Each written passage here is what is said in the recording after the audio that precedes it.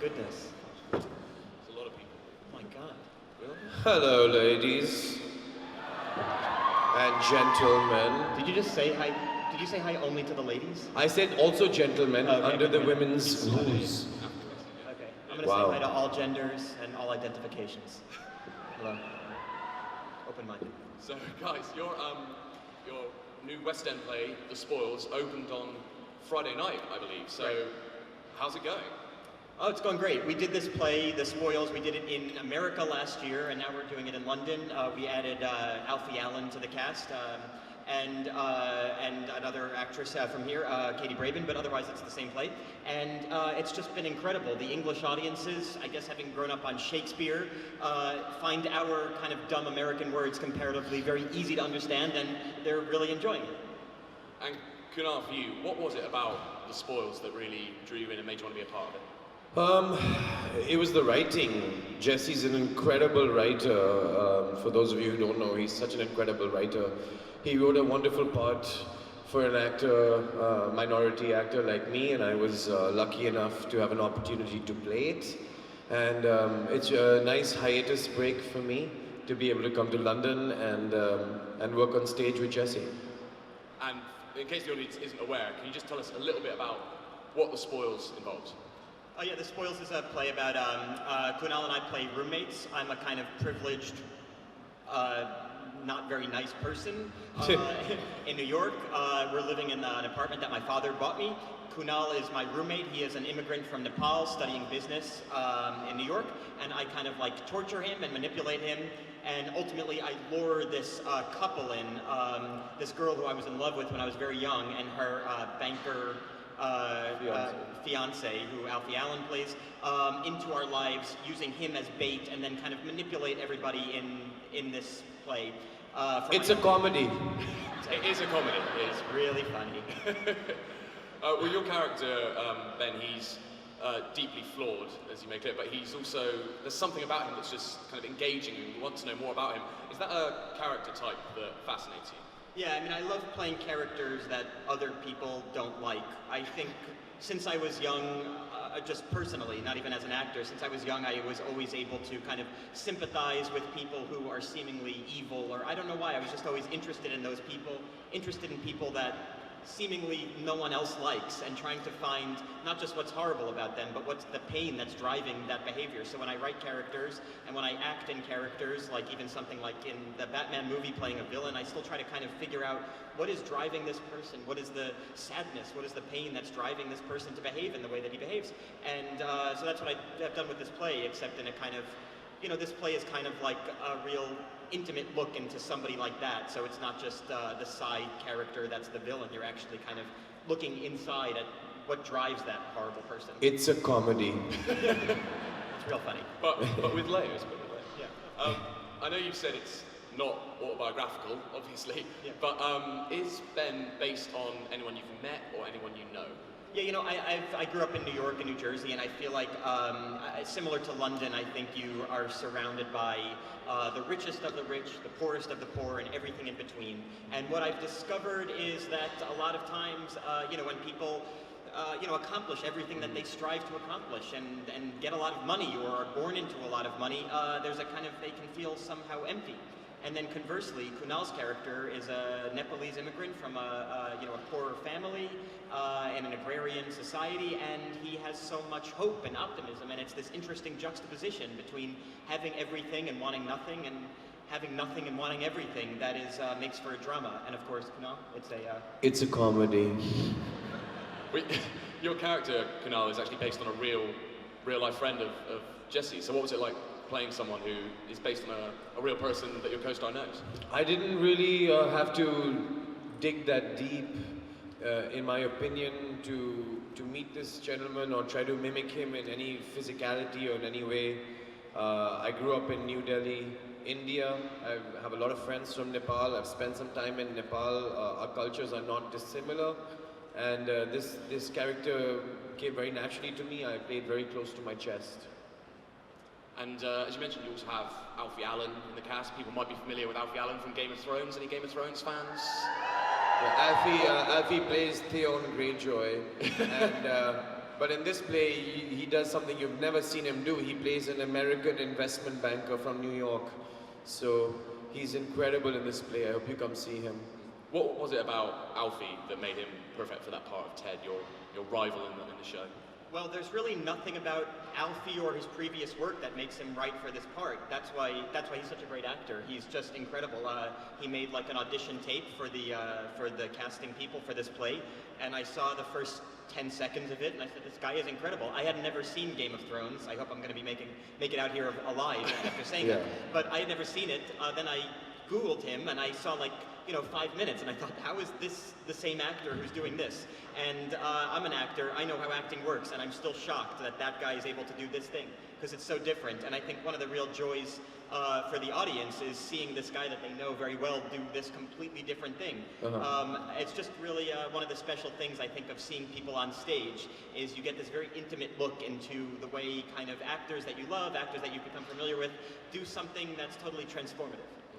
And are you hoping that, say, people in the audience today, or people who don't normally visit the theatre, they'll come and see the spoils because they know your movies, they know your TV shows, and it might be a new way to introduce people to theatre? Yeah, Jesse and I talk about this all the time.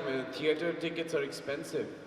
It's expensive for young people to watch theatre. It's always been for this sort of privileged society almost. Let's go to the theatre, But the truth is, part of doing this show is to be able to bring young people to the theatre, because it's one art form that has really existed forever, almost, And it survived everything, and it brings us great joy to be on stage, and I hope all of you, every single one of you, comes to our show.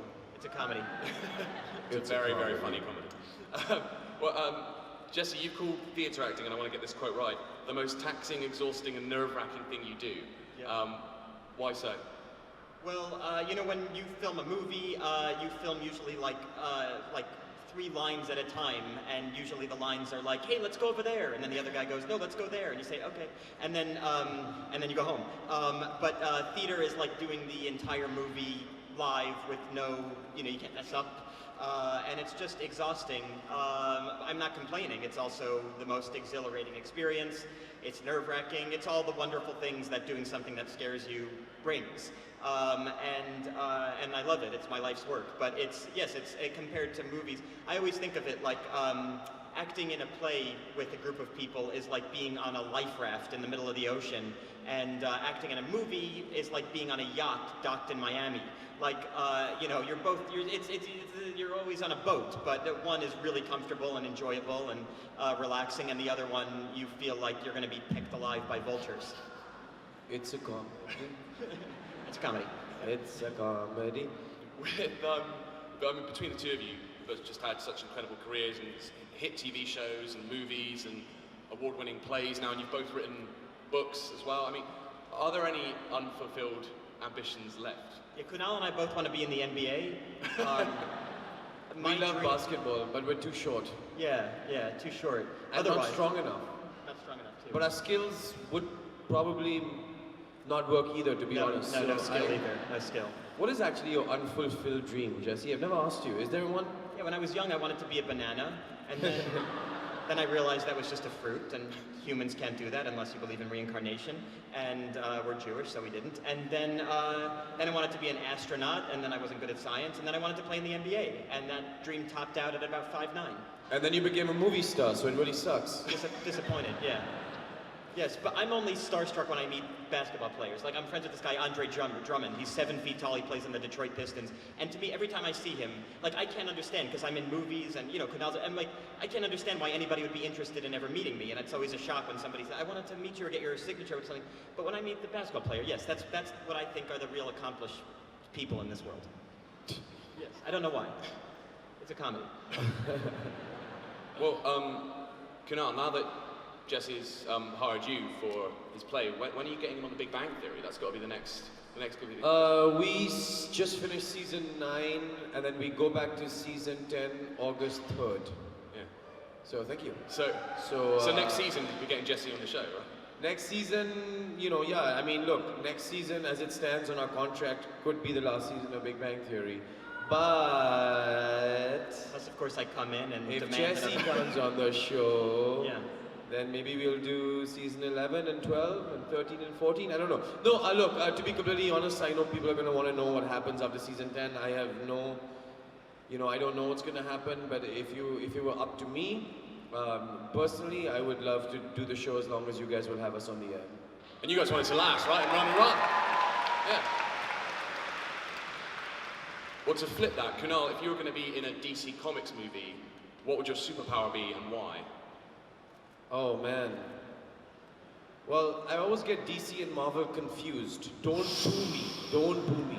Good luck getting out of here. Oh man. This guy doesn't watch Game of Thrones. This guy doesn't know the difference between Marvel and DC. To be honest, I get them confused. But I think if I had a superpower, I don't know. I think it'd be really nice to fly, because Aquaman sucks. Oh, that was your character. Yeah, I was just doing that thing. Got it. Yeah. What was your favorite superpower? What if you had one? My character in the DC universe he has no superpowers. He is like, he's just, he's ego, and that's what makes him great, is that he like can figure out how to, basically stand up to these guys with nothing in a way that's like even more powerful. Do you have Gal Gadot's phone number? I have a wrong phone number for her. Oh, okay. Yeah, she's given me several wrong numbers. She played Wonder Woman. She's dreamy. Yeah. With the character of Lex Luthor, of course, there's so many different interpretations in the comics. There's so many different ways you could go with that character. What did you want to do with it in that movie? I mean, what I wanted to do with the character is kind of like what I want to do in this play, which is that I want to like humanize these people that you have seen dehumanized. I wanted to like make these people real and relatable and interesting and engaging, and not just kind of, a kind of surface bad person. To me, the most interesting acting is, when characters can bring you in, when actors can bring you into like another side of the person, when you feel like you are not just seeing the kind of the purpose of them for the plot, that they're not just delivering a message, that they're actually showing you some kind of humanity. And that's what I tried to do with that character. Whether or not I succeeded and failed depends on your kind of subjective opinion about what you think about people like that, but that's my goal as an actor. And so what's next for Lex? I don't know. I'm kind of like, I am in wait. Like they just started filming Justice League, so I'm kind of like waiting for my crack at it. So does that mean you are in Justice League? I don't know what I'm allowed to say, because I feel like there's probably some drone following me from DC, and if like I say anything wrong, I get like picked off. But yeah, I think so, and I love it, and I love everybody who's it's a really talented group of people, obviously. So I certainly hope to be in it. Fantastic news. I think you've probably heard enough from us three guys. Shall we get Melissa on stage?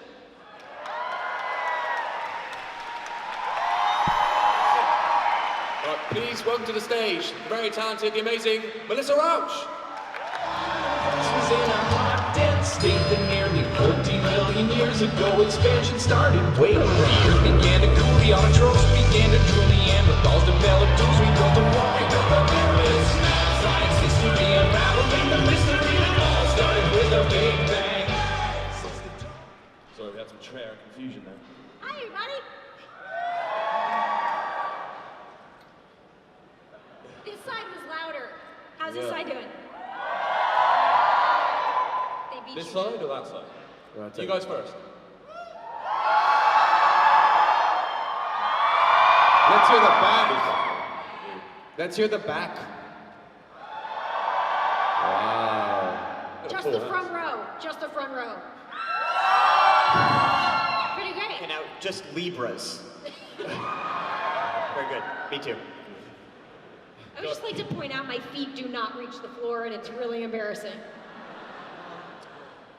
Melissa is the shortest person I've ever met in my life. Thank you. It's so sweet. How tall are you? I'm between 4'10" and a half and 4'11". I've been measuring myself constantly because I think I grew a ½ inch, and I'm really excited, but I wasn't sure if it was a faulty tape measure. Someone actually cheered how tall you were. They were like, woo! Yeah, Thank you. It was my mom. So guys, Big Bang Theory is just the biggest sitcom in the world right now, possibly ever. I mean, can you put your finger on why it has been just such an incredible success? I think it has a lot to do with the incredible writers on our show. The architects behind it and our producers and writers have done such an incredible job with creating these layered characters who are really, the writing is hilarious and it's heartfelt. And I think what the show has been able to do, which is really incredible, is that these characters have grown over the years, which you normally don't get the chance to do with characters on a sitcom. You have these characters who've evolved, and like you take even Howard, for example, he started out as this ladies' man, and now he's the most domesticated of the group. And He wasn't a ladies' man. He thought he was a ladies' man. Yeah. And I think that's really remarkable. And then, of course, the incredible actors that the show started out with. You know, we're really lucky because it could have easily been a show that made fun of nerd culture, but I think where we got it right, and this is a real testament to Chuck Lorre and Bill Prady and Steve Malaro and all the writers, is that we really celebrate nerd culture, that these guys are incredibly proud of who they are. They're not afraid to hide their colors and what they like. I mean, they're an incredible, vibrant culture of people who really celebrate the things that they love. I think that's so important about our show, and this is why we come to Comic Con and love meeting all of you, because you really represent, I think, what's happening in the world is, you know, nerds are back and we're cool and we're smart and we're sexy.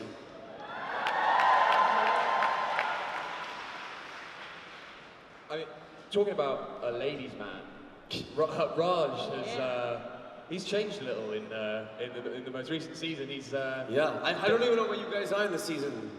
Here, what they show in the UK. we're in the current season. No, you're caught up? Are you all caught up?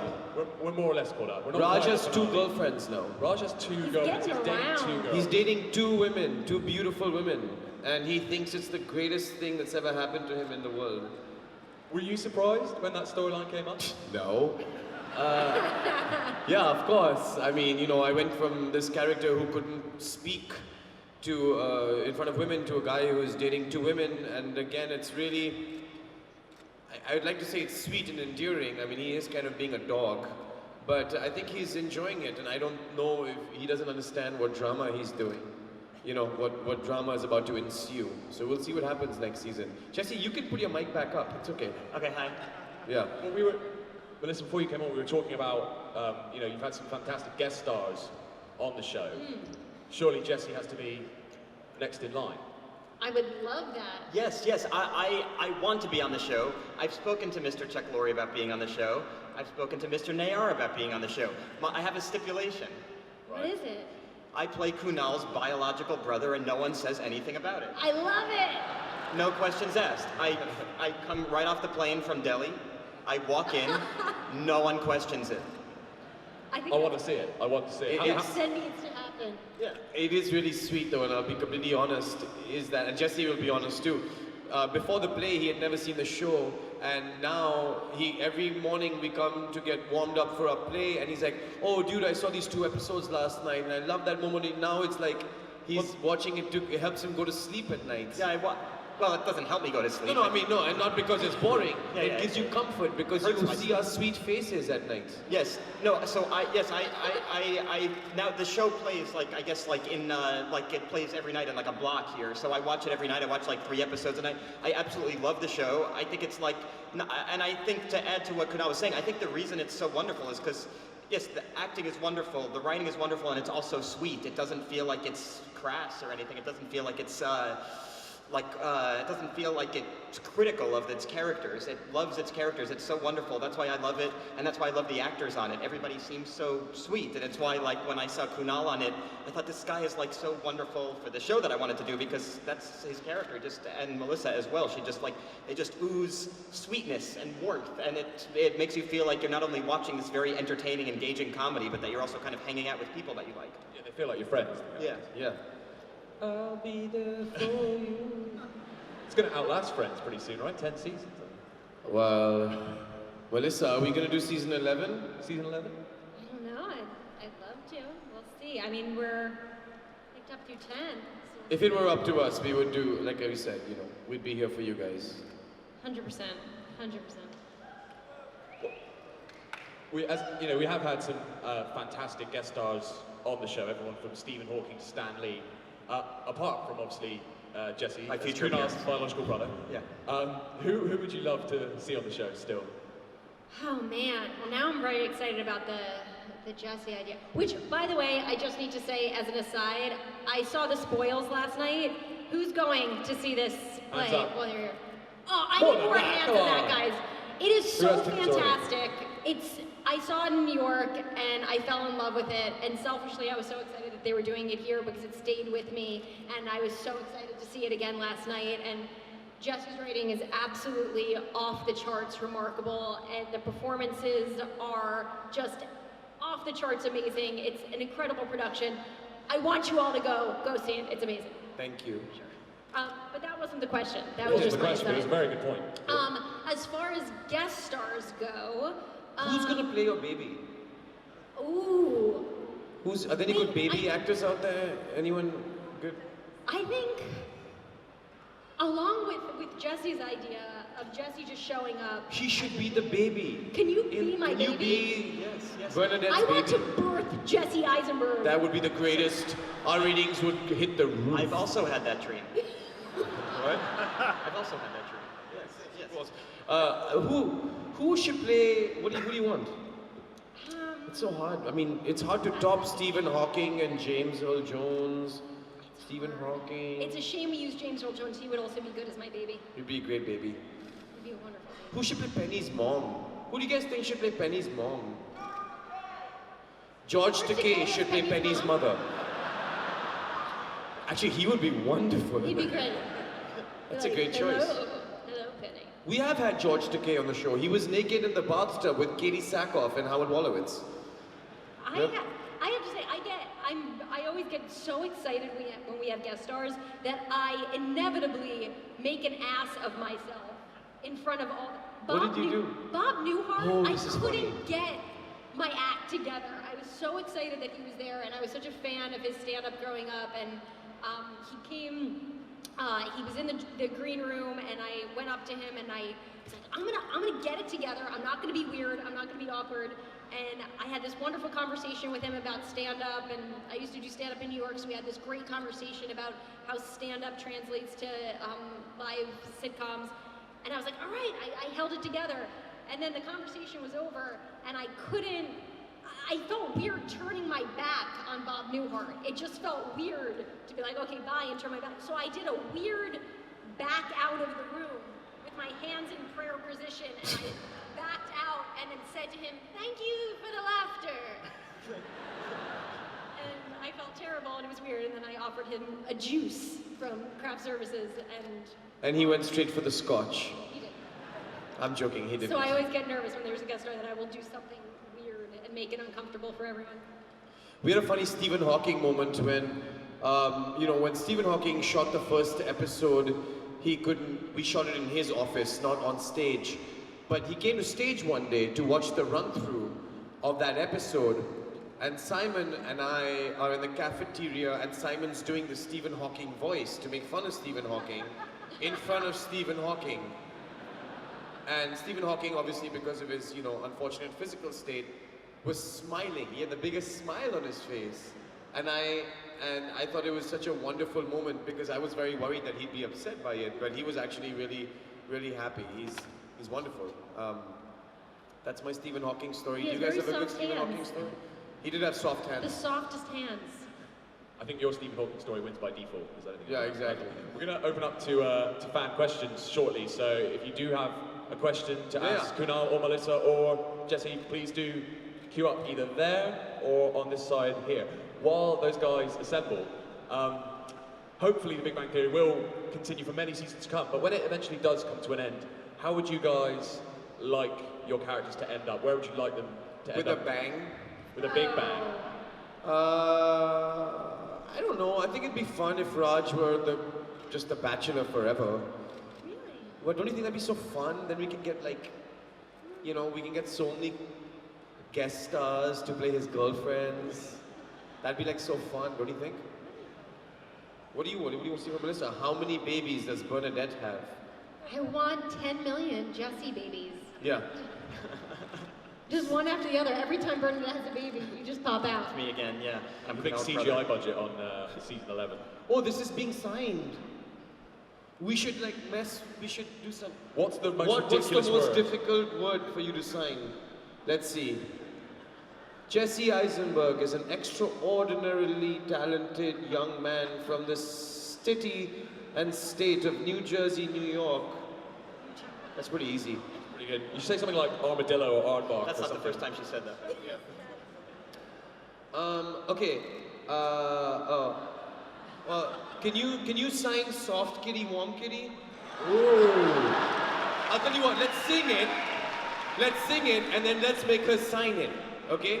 How does it go? Okay. Soft kitty, warm kitty, she knows it. Sleepy kitty, purr, purr, purr. Ah, that's awesome.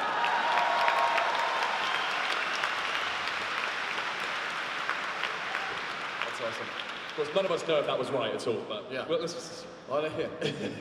All right, we have a lot of fan questions, so we'll start on this side, and then we'll go over to that side, and we'll zigzag back and forth. Hello. Hi. My question's for Kunal and Melissa. If Raj was real, would you guys be friends and watch Sex and the City with him, do Disney sing-alongs with him, and if not, which are the characters, even if it's Stuart?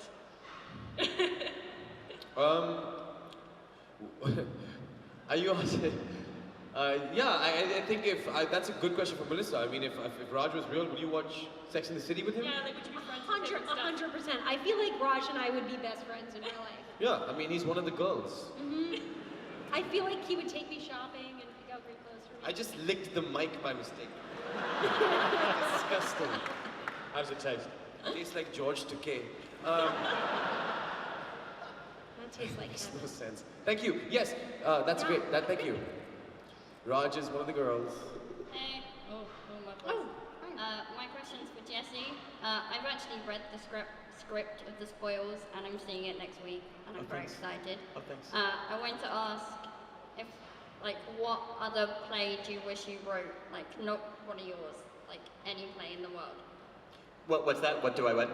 Well, if you could choose any play ever written, which one would you wish you wrote? Why can't I say it right? No, that was a perfectly good question. Yes, really good and question. well articulated. Yeah, no, I guess I wish I wrote Romeo and Juliet, if only for the proceeds, because it seems to play everywhere. People seem to have really taken to that one, I guess, because of the romantic aspect of it. I don't know. You know, whenever I see anything, I guess I kind of can't figure out how anybody's done anything, including myself. Like after I finish something, I can't figure out how I did it while I was doing it. And when I watch something that's great, I can't believe that like a person conceived of it. And so I don't really have that feeling that I wish I did it because I can't think that I am capable of it. You know, when I write, I kind of, I'm like, I would say infected unconsciously by things that I've acted in that I haven't written. Like, I was in this play, Orphans, which is this great play from the 80s about these, you know, two boys who are orphans and this kind of strange, mysterious man who comes and becomes like a father figure to them. And then I also acted in these plays by this woman, Lucy Thurber, who's this great New York City downtown writer. And I kind of like, in a way, I kind of like pick from those two people when I write, but it comes out, but then I'm kind of filtering it through my own, you know, kind of neurotic, comedic Jewish persona, which then turns it into this very strange thing. So I kind of like steal from those people and then kind of filter it through myself. Thank you. Thanks for coming, Nick. I look forward to seeing you. Hi guys. With the success of the Big Bang Theory, do you think that there is some mileage in adapting it to a feature film or other forms of media? That's a good. I mean, it's a very difficult format to do for a movie because, you know, we shoot in front of a live audience, a live studio audience with 4 cameras. So unless the movie was a 2.5-hour sitcom version of The Big Bang Theory, I don't think we could ever actually do a movie. You know, You could do it on stage, though. we could do it on stage. I'll tell you what, we'll come here and we'll recreate the movie of The Big Bang Theory for you guys next year. I've got you down. Someone backstage is writing that down. Thank you, sir. Hey, my question is for Jesse. I'm just curious to know what has been the most enjoyable role that you've ever played and why. I kind of always feel most engaged with whatever I'm doing at the moment, even if in retrospect I didn't like it. So like right now I'm doing this play and I feel like this is, kind of, I feel like it's the most engaging thing I've ever done, and then it'll end and I'll probably feel that same way about something else. And I think it's just the nature of how we perform, which is that,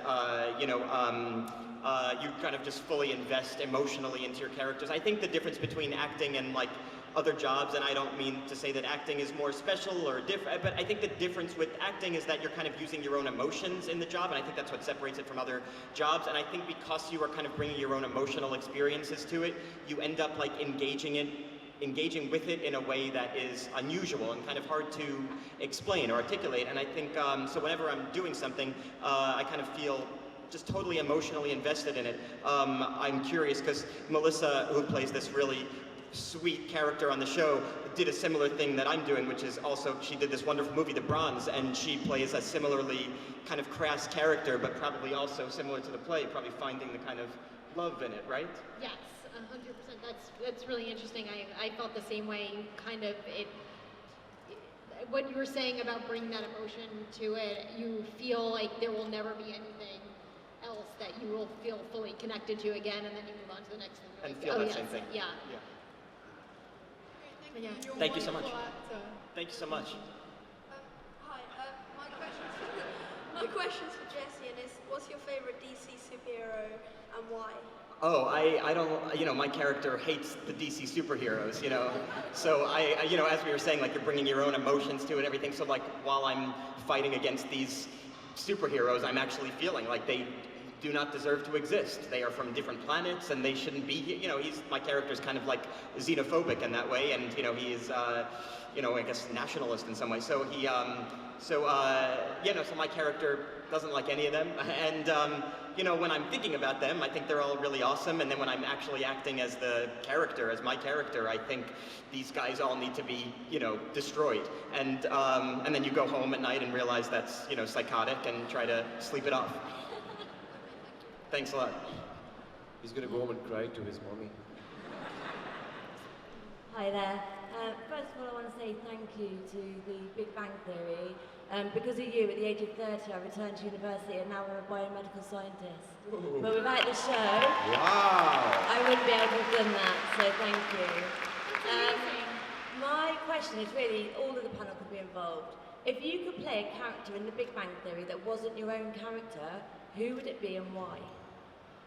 I've always wanted to play Bernadette, and I'm not even joking. I'm not joking. I'm not saying that. So good in a cardigan.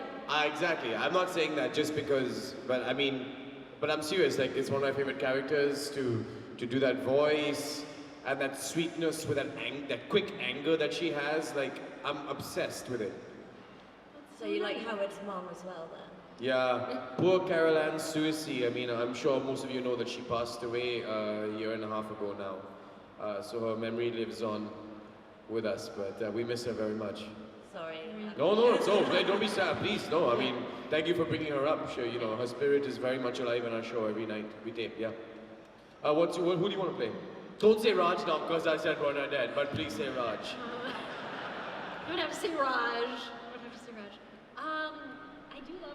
I do love That's Raj. okay, you can say the truth. Who do you want to play? It's okay. Cinnamon. Cinnamon? I feel like that would be a really great stretch as an actor. I'd go for Cinnamon. Cool. Jesse, who do you want to play on The Big Bang Theory? I want to play you because, I love the fact that you, I guess, used to not be able to speak because, that is my dream because I can't shut up. So, yes, I love that. I would play you sober. Okay then, thank you guys. Thank you. Thank you. Hi, so I'm going to go watch The Spoils soon, so this question is directed at Jesse and to Kunal. And I was wondering whether you've noticed a difference regarding the audience in America and here? Yeah, I do. It's the strangest thing. I absolutely did not expect to. But the audiences here have been, I don't know, seemingly more engaged, paying attention differently. Yeah, we were told that before, I think everyone told us before we started the show, because it's a comedy, that the British audiences are going to be more reserved and not laugh as loudly, and they're having a wonderful time, but they're a little more reserved. But in our experience for the last 3 shows that we've done, the first 3 shows that we've done, it has been incredible. You guys have welcomed us with such open arms. I mean, it's so touching every night. People are getting the jokes before we even finish the punchlines. And I don't know, it's like, what do you think, Jess? I think that theater audiences in England are just, they have more experience with theater. It's a more important art form here. It's been around forever here. For me, to be able to do a play here is the biggest honor because, you guys, you're really the most important center for theater in the world. And I think maybe, in some ways, I think really culturally, attuned, and I would say in a more acute, precise way. Yeah, it's been really, really fun. Thank you. Enjoy your stay here. Yeah, thanks for having us here, and thanks for coming. Freddie, we've only got time for one more question, so make it a good one. Right, so our last question's for Jesse, actually. Oh. And our favourite characters from your films, like my favourite's your version of Mark Zuckerberg. Lex Luthor. So we were wondering, if you could play any character over time, who would you be and why? Yeah, I mean, I guess in a movie to play, we did like a sequel to Now You See Me. We actually filmed it in this building, Now You See Me 2. I left a piece of gum under this table for this event, because I knew I would. I love that character because, the character I play in Now You See Me is like this kind of very confident magician, and he is like, worked really hard to become great at magic, and then he feels like he deserves to be confident, and it's like everything that kind of I lack. And so I've worked hard to be an actor, but I still feel like unsure, ambivalent, or all the normal feelings that people have. And this guy just feels totally confident. So every time I play the character, I kind of like trick my brain into thinking that I'm confident as well.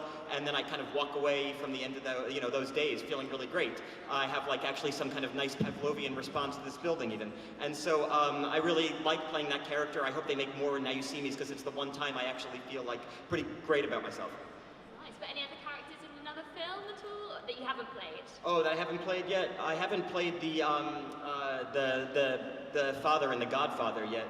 So I'm kind of just, I guess I'm waiting by the phone, but so far nothing. I don't really think that way. I kind of love doing what I do, and I don't really think about it like characters from the outside. I think about it from what I'm doing on the inside, and then people perceive it in different ways. But when I'm acting in something, I love it. I did this movie last year, American Ultra, and I love that character because he's this really kind of sweet, stone, lazy guy, and that's also fun for me because I'm not that either. Yeah, so I guess maybe that character's probably the most fun. But no one's calling about that. One day. Oh, right, and she brought this movie, The Double, which was actually an English movie. We filmed that here. Richard Ayoade directed that. He was from the IT crowd. Maybe he's been to one of these events. Jesse, say that again, but slower. Which part? Just this last part, because I didn't understand. Oh, I think that's because you're in front of the speakers and the acoustics are not good for your particular vantage point, but otherwise I think everybody appreciated it. See? Come see us on stage! Yeah, exactly. This is just the beginning. What's that? Oh, thank you very much. I'm having a private conversation here. Thank you so much. Yes, good. It's fun for the rest of us. Wonderful. Great. We are out of time, unfortunately, so we'll have to wrap up there. But please join me in thanking our fantastic panel. Love you guys very much. Love you guys so much. Love you guys. Thank you so much. The Spoils is on at London's Trafalgar Studio. Please go see. You guys go see it, it's amazing! #The Spoils. Thank you.